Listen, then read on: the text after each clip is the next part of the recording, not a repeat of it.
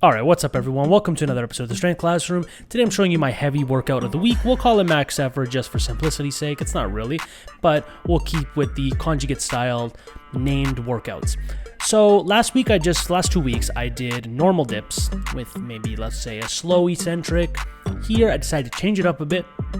Keep the weight roughly the same. Here we got 90 pounds on the bar, and we have a band choked around my neck. Let's say this gives maybe 20-30 pounds of resistance, just because I've looped it around the dip handle so many times. And here is 100 pounds times 5. Those are my 2 top sets.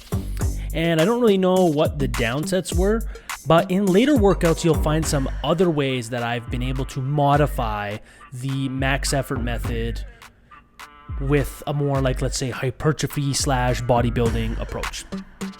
Then I moved into some floor press. I'm really digging floor press.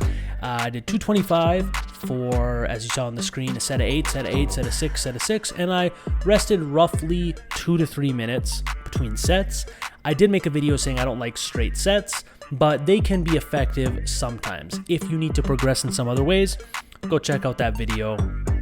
It should bring you gains just like all the rest of my videos. And this workout was I didn't really get all the clips I wanted. Once I got into the smaller work, I didn't even bother grabbing my camera. So sorry about that. I just finished off my workout with some rear delts, triceps, nothing major, nothing you have to see. So I'm doing a high amount of sets for my pull-ups and a low amount of reps. There you said I did 10 sets of 4, sprinkled throughout the workout. Then I did single arm dumbbell overhead press, 70 for set of 10, and then I worked back down into doing some 60s. And I'm really trying to progress with this. It hits the core, obliques a little bit better than just the standing overhead press, and it still hits the delts in a challenging way. So if you like this video, like, share, subscribe, do all that good stuff.